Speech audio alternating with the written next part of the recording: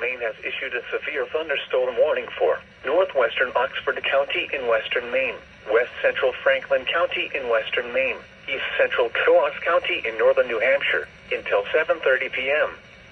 At 6:38 p.m., a severe thunderstorm was located near Arrow, or 18 miles east of Colebrook, moving east at 30 miles per hour. Hazard, 60 miles per hour wind gusts and quarter-size hail. Source, radar indicated.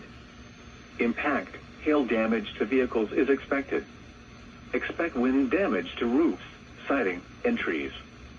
Locations impacted include Rangeley, Arrow, Weld, Dallas Plantation, Clarksville, Byron, Magdala Way Plantation, Adamstown, Richardsontown, Davis, Parkertown, Lincoln Plantation, Rainsley Plantation, Lower Cupsuptic, Wentworth Location, Lang, Tim Pond, Stetsontown, Sandy River Plantation, and Upper Cupsuptic.